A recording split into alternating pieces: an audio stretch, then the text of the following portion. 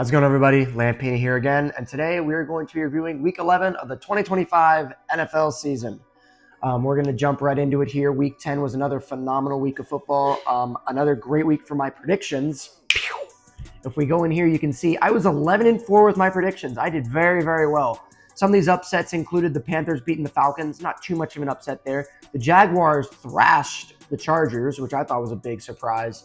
The Broncos beat the Chiefs in kind of a mild upset, and the Eagles beat the Lions. Those were two toss-up games, but everything else I predicted correctly. Pretty good week of predictions for me. For the season, I am 106-57-1. So the predictions keep climbing. The wins keep climbing. The percent ratio gets even higher. We're doing a great job, and we're ready to talk about some football. So without further ado, let's kick it off with Thursday Night Football. So Thursday night, we have the Buffalo Bills at the Houston Texans. The Texans have been on a bit of a winning streak recently. They are 5-5 and one of the premier teams trying to make it into the AFC playoff picture. When we get into the playoff picture, you'll kind of see what I'm talking about with that. They beat the Tennessee Titans 16-13. CJ Stroud was out with a concussion, so Davis Mills came in and played in relief.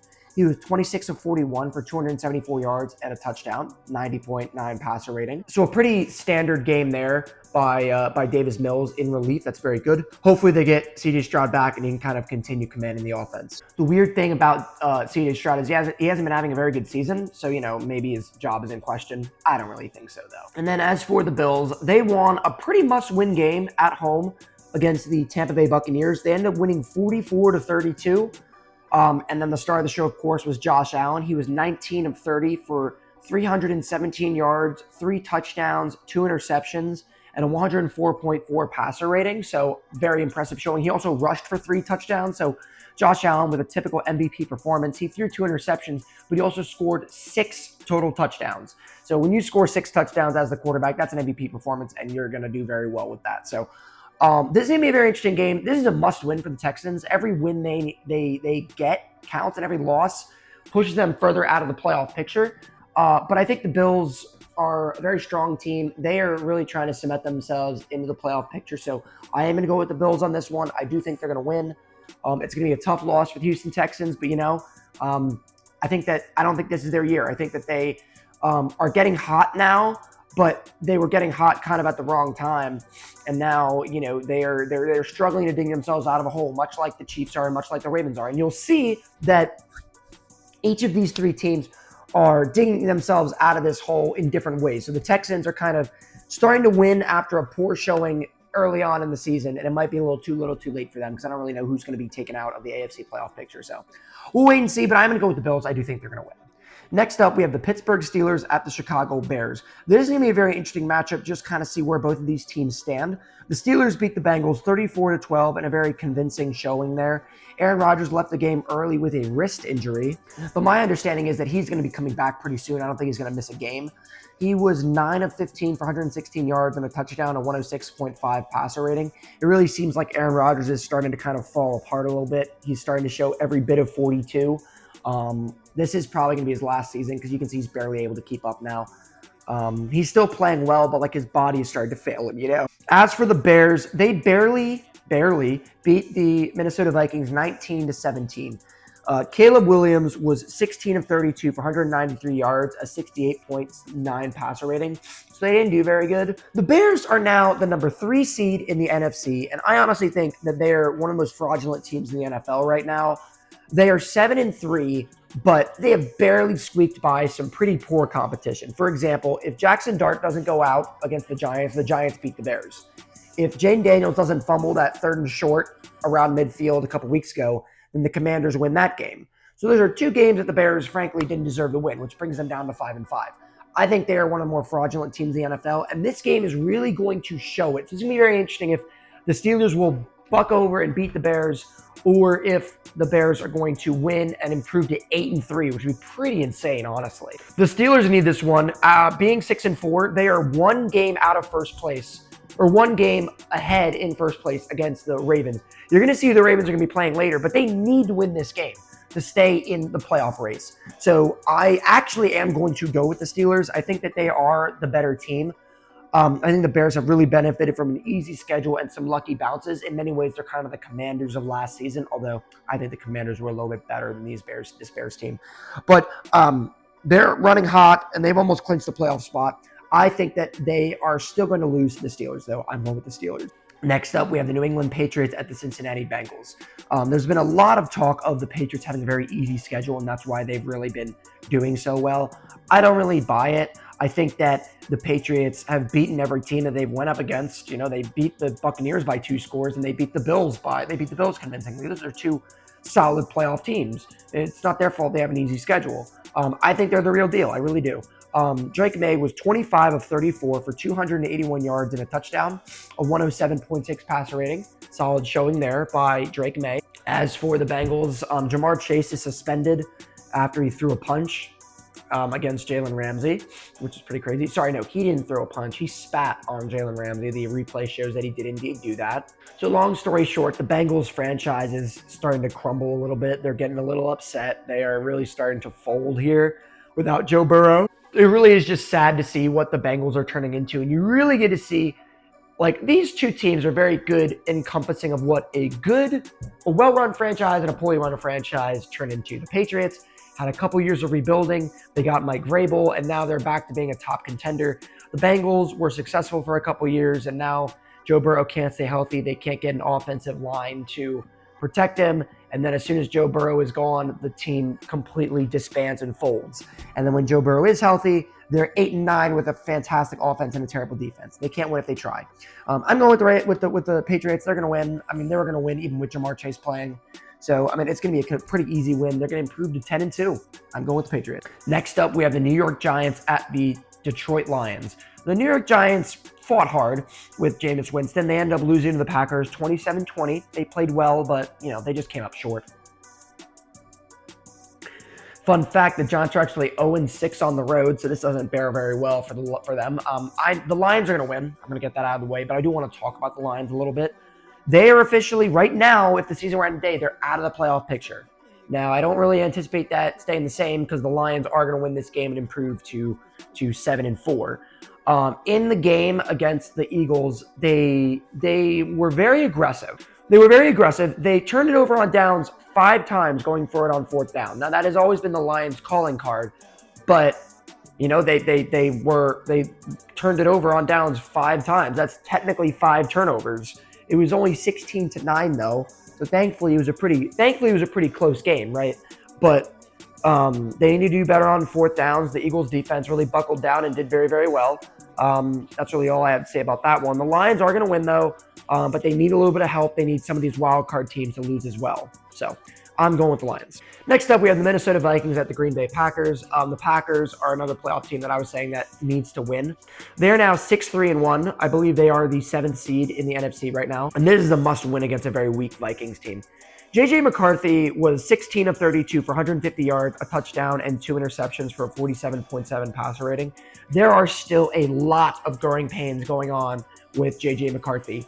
And it really makes me question, you know, where the Vikings are going to be because, you know, they still haven't, like J.J. McCarthy still has not been that guy for them. And it's starting to look like maybe they should have stayed with Sam Darnold. I totally understand their thought process because they drafted J.J. McCarthy to be their guy. And then he got injured, came back, got injured again, came back. And like the time that he has played, he hasn't looked great. He's been throwing a lot of interceptions. He won them a few games, but ultimately the Vikings have been falling short this season. Their season is very reminiscent of the Commanders with the injuries that have been holding them back, but they haven't had as bad injuries compared to us.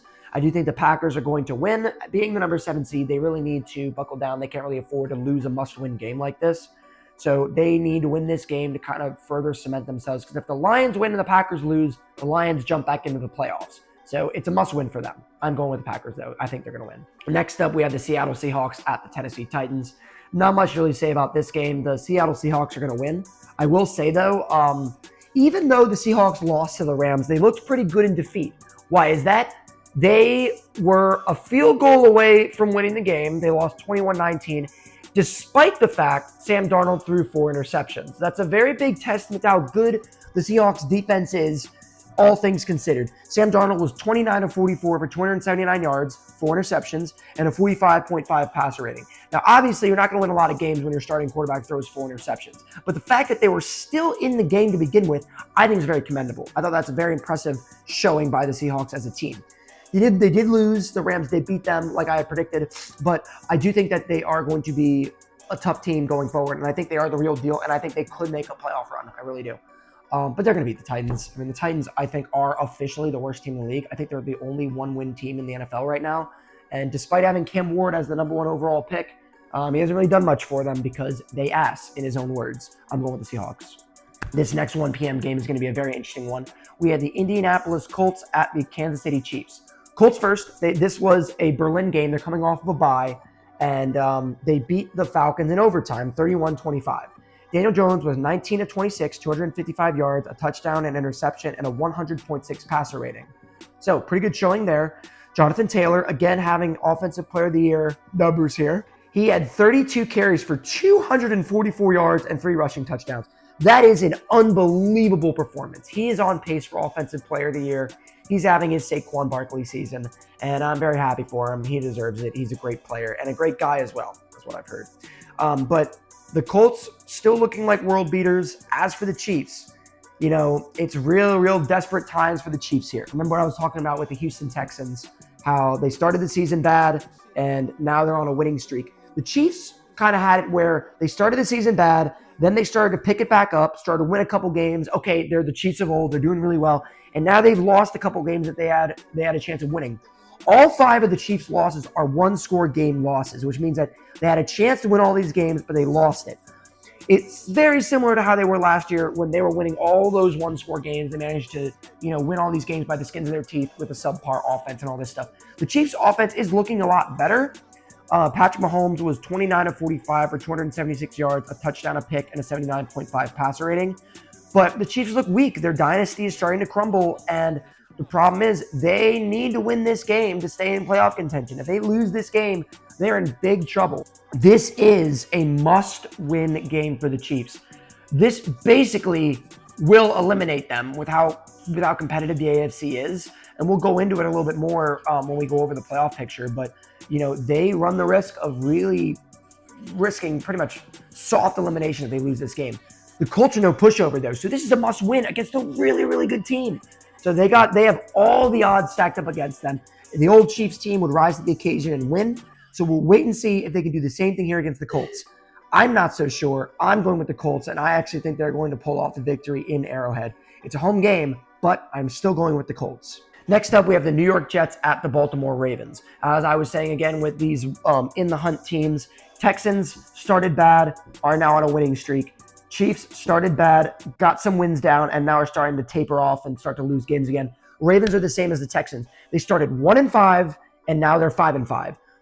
They got their guys healthy. The bye came back. Tyler Huntley won a game against the Bears. Lamar Jackson came back, and they've been looking like the Ravens of old, and they're on a really strong winning streak. They're going to beat the Jets. Tyrod Taylor's playing. The Ravens have looked great the last couple games. Lamar Jackson didn't. He was 14 of 25, 193 yards and 2 interceptions, a 47.6 passer rating. Saying that, he always struggles against the Browns, and they still managed to win. Derrick Henry, 18 carries, 103 yards, and a rushing touchdown. He had a 59-yard rushing play at one point where he almost got into the end zone. The Ravens are looking like their old selves again. And I think out of all 3 of those teams in the hunt right now, Chiefs, Texans, and Ravens, I think the Ravens are the most likely team to make it into the playoffs, especially with the Steelers starting to taper off. If the Ravens win and the Steelers lose, they switch places. The Steelers are in the hunt, and the Ravens are in the playoff picture as the number 4 seed in the AFC North. I do think the Ravens are ultimately going to win the North because they have a very easy schedule, and they're starting to gain a lot of momentum, getting hot at the right time. I'm going with the Ravens. I think it's going to be a pretty easy victory for them, to be honest. And now we enter the 4 o'clock slate. We have the Cleveland Browns at the Las Vegas Raiders. This is one of the biggest tank bowls I've ever seen in my entire life. There's not really much to say about this game. The Raiders are terrible. The Browns are terrible. The Browns haven't won a game on the road yet. But if they were going to do it, it'd be against the Raiders. Myles Garrett already has 15 sacks. He's on pace to break the single season sack record.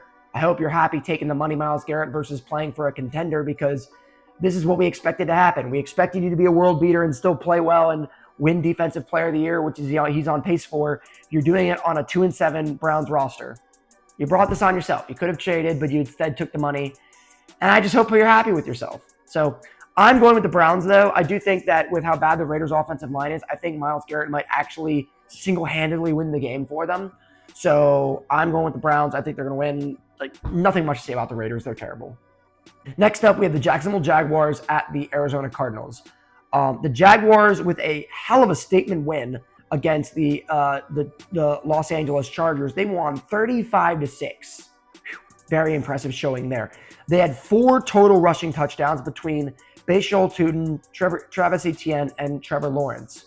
Saying that, Trevor Lawrence, again, with a very mediocre game. 14 of 22, 153 yards, a touchdown and interception, and an 80.3 passer rating. When it comes to passer rating and QB stat metrics, Trevor Lawrence has been one of the worst quarterbacks in the league. Despite that, the Jaguars are still 6-4. I think that's only going to catch up to them in the playoffs as it rolls around if Trevor Lawrence is still going to continue to be this much of a liability for them. It really, really concerns me. The Jaguars are going to win this game. They're going to dominate. It's a lost season for the Cardinals, just like it's a lost season for the Commanders. Actually, if it's a little consolation prize, I do want to bring this up. Jacoby Brissett broke the record for most completions in a game with 47. He was 47 of 57 for 452 yards for 2 touchdowns, 2 interceptions, and a 96.8 passer rating. So good for him. Broke an NFL record. It doesn't really matter though. So that being said, I am going to go with the Jaguars. They have a lot of teams nipping at their heels, so this is a must-win game for them. And I do think they are going to win. So I'm going with the Jaguars. I think they're going to win. So next up, we had the Philadelphia Eagles at the Dallas Cowboys. Cowboys won 33-16 against the Raiders, and then the Eagles defeated the Lions 16-9. It was a great defensive showing by the Eagles. The Eagles are now the number 1 seed in the NFC.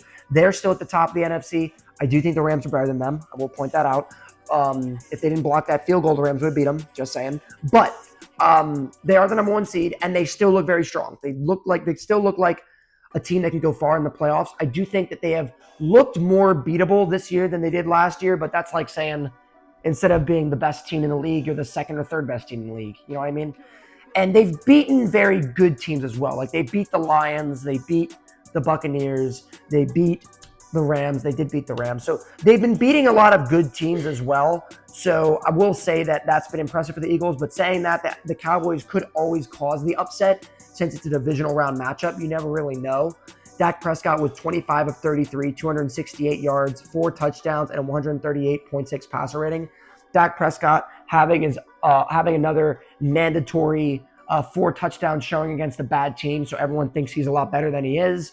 We're very used to those performances now by Dak Prescott. The Cowboys could make it interesting, but I do think the Eagles are still going to win. They're still the better team, and the Cowboys' defense is still really bad, and they're not going to be able to stop the Eagles' offense. So I'm going with the Eagles. I think they're going to win. Next up, we have the Atlanta Falcons at the New Orleans Saints. This is another tank bowl. It doesn't really matter what happens in this game. Bijan Robinson had a good game, 23 carries for 104 yards and 2 rushing touchdowns. They lost to the Panthers 30-27. I guess the Panthers just have the Falcons number and know how to defeat them. The Saints are coming off of a bye where they also played against the Panthers and beat them 17-7. I mean, not much to really say about this one. Neither team is going to make a playoff run or anything like that. So I'm going to go with the Falcons. I think they're going to win. Doesn't really matter. Michael Penix may be out for the season with another knee injury, so Kirk Cousins is going to get another shot as a starter, which may actually be good for him if he ends the season well. Then he may have a starting job with the Falcons next year or maybe with another team. Who really knows? We'll wait and see, but I do think the Falcons are going to win. Next up, we have the Tampa Bay Buccaneers at the Los Angeles Rams. Now, this is going to be one heck of a contest. I think pound for pound, the Rams are the best team in the NFL, in the entire NFL. I think they're better than the Patriots. I think they're better than the Colts. They are operating on all cylinders, and it's because of their MVP quarterback, Matthew Stafford. He was 15 of 28, 130 yards, 2 touchdowns, and an 89.9 passer rating. Not a great game, but he still played very great, efficient football against a really good Seahawks defense. The fact that he didn't turn the ball over once and still managed 2 passing touchdowns was very impressive. They looked great. I feel for Tampa Bay, though. Tampa Bay is on a bit of a losing streak, and I don't think it's because they're a bad team per se. I think they've had a very, very tough schedule the last couple weeks where they're basically going against very, very strong teams, and it's making them lose because of it. They're 6-4 right now. They lost to the Bills, and now they have to play the Rams, right? You're looking at those are 2 top 5 teams in the NFL potentially. I do think the Rams are going to win. This is a very important game for the Buccaneers to win because the Panthers are kind of nipping at their heels a little bit. We'll go over the playoff picture in a little bit. But, the Buccaneers need to stop this skid from happening. It'd be a huge upset if they beat the Rams. I just think the Rams are so good that it's not going to happen. The Buccaneers are going to have to retread ground against some other opponents. It's not going to be against LA. I'm going with the Rams. Last but not least, we have the Monday night game. We have the Carolina Panthers at the San Francisco 49ers. This is what I was telling you all about. The Panthers are 6-5. Who would have thought that, right? And then the 49ers are 7-4. So they are back into the playoff picture. The Lions dropped down and the 49ers are up. They beat the Cardinals 41-22. Both quarterbacks had incredible showings. Bryce Young, 31 of 45 for 448 yards, 3 touchdowns, a 123.2 passer rating. That's probably the best game of Bryce Young's career. I don't know what it is about the Falcons, but Bryce Young has their number somehow. I find that very interesting. And then we have Brock Purdy, who was 19 of 26 for 200 yards and 3 touchdowns, 133.5 passer rating. Very good that he was able to come back and, make some noise. Christian McCaffrey had 2 rushing touchdowns. George Kittle had 2 receiving touchdowns. Christian McCaffrey had a receiving touchdown. The 49ers offense was working on all cylinders. They're getting healthy at the right time. Now that they have Brock Purdy back, they look strong. They look like they can make a playoff run. I don't know what NFC team is going to miss out on the playoffs with how good the whole situation has been. You're looking at 7 incredible teams that are in the playoff picture right now. So it'll be interesting to see what happens. I am going to go with the 49ers on this one. They're a very, very solid team, and I think ultimately the Panthers are going to fall to a very, very good team, and that's barely going to keep the Buccaneers above water here. So there go the predictions, and now it is time for us to go over the playoff picture. So we're going to start things off with the NFC. Boom. The NFC is, it looks like the conferences are both so competitive right now. In the first round bye, we have the Philadelphia Eagles. At the number 2 seed, we have the 8-2 Rams. Like I said, I still think the Rams are pound for pound the best team in the NFL, but they're the number 2 seed now because of like opponents. The Eagles beat them. The Bears are number 3, the number 3 seed. I think that is still insane that they are leading the division. That could very easily change within 1 week because the Lions are 6-4, so a win from the Lions and a loss from the Bears will bring the Lions back up. So too with the Green Bay Packers. Tampa Bay Buccaneers are 6-4 as well. They are really struggling, but again, their closest competition is the 6-5 Carolina Panthers. If the Panthers win, they jump up into the number 5 seed, but I don't really see that happening against the 49ers. Seahawks are the number 5 seed at 7-3. The Packers 6-3-1, number 6 seed, and the 49ers at 7-4. I think there's one imposter among us in the NFC, and it's the Chicago Bears. And I don't know what's really going to happen, but when you look at how close it is, the number 7 seeds are the 49ers. It's going to take a win from the Lions and a loss from the Bears, a win from the Packers and a win from the 49ers to pretty much take the Bears out of the playoff picture, which I think is going to happen. So I think that's pretty interesting. And that's kind of how my predictions are going, is I think that's what's going to happen. But it's very interesting. And I think that's really the only 2 teams that really have a chance. Dallas is 4-5-1, but they're not going to go on a winning streak and make any noise in the playoffs. I think right now you're looking at eight teams fighting for the playoffs right now. You have the Eagles, Rams, Bears, Buccaneers, 49ers, Packers, Seahawks, and Lions that are fighting for the playoffs in the NFC. And I think the clear weakest man in that is the Bears. Can they squeak in? Let's see. It'll be very, very interesting. Now, we come on to the AFC. Boom. So, the Broncos are the number 1 seed now. They have a first-round bye. The Patriots are 9-2. They're the number 2 seed. We have the Indianapolis Colts at 8-2 and the 3rd seed. Steelers 6-4 for the number 4 seed.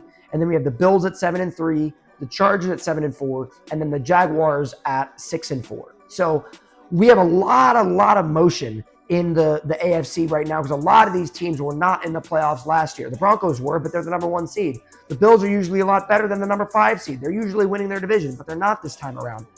And what's exciting about the AFC, unlike the NFC, is you have the Texans, Chiefs, and Ravens all at 5-5 in the hunt here. So what could end up happening? If the Jaguars lose, they can get knocked out. If the Steelers lose, they could get knocked out. That's why that game that the Steelers have against the Bears is so important. That's why the Jaguars game is so important. Like, these teams are a loss away from being eliminated from the playoff picture, right? And I think the Ravens are looking so strong that it's only a matter of time before they jump themselves into playoff contention. The Chiefs, very, very tough game against the Colts that they need to win to stay competitive here. And same thing goes with the Texans. The Texans are playing against the Bills. Very, very tough game. But depending on how the Chiefs and Texans do, if they lose, they don't really deserve to be in the playoffs because they're playing against playoff teams, right? So if they win, it kind of shows they deserve to be in it. If they lose, they're just coming up short this year.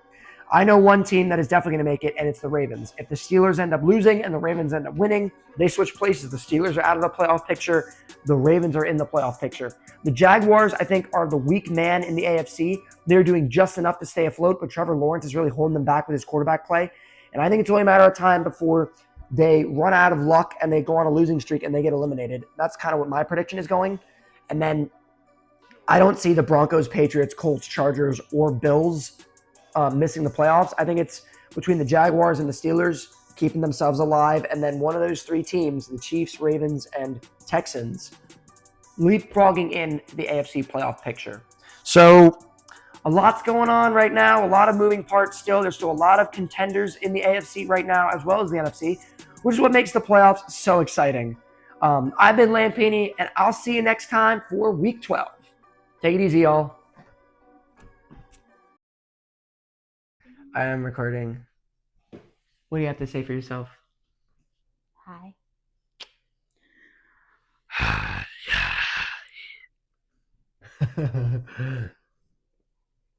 That'll be an outtake. I'll put that at the end of the video.